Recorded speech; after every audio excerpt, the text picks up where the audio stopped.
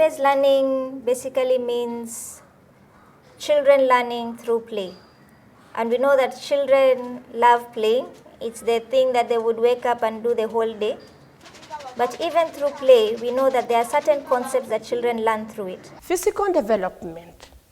As the child does construction, jumping because he's not playing when he's seated, walking up and down, is developing both in his fine motor muscles and the gross motor muscles.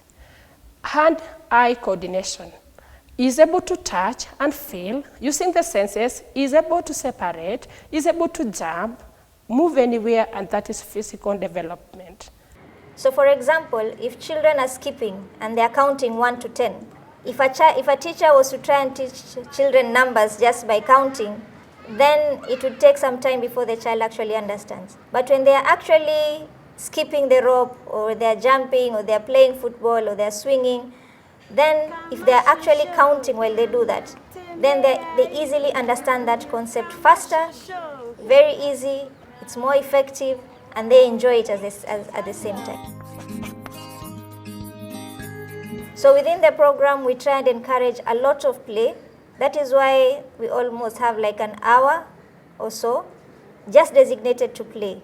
For example, when they go outside and play with the materials, there's free play, there's directed play.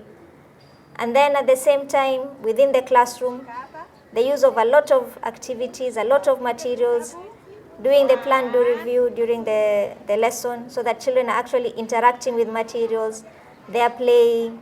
As they are playing, the issue of communication, as they communicate, they are learning as well language and concepts of language.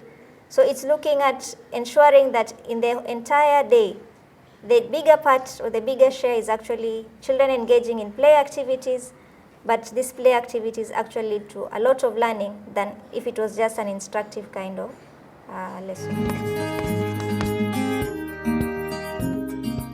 So the use of local materials is encouraged for many reasons. One, it is very easy to find within the environment, and these are materials that are used, the children can easily identify with. So when you use low cost or local materials, then it means that your cost of resourcing a classroom is lowered and still having a very stimulating environment at the same time.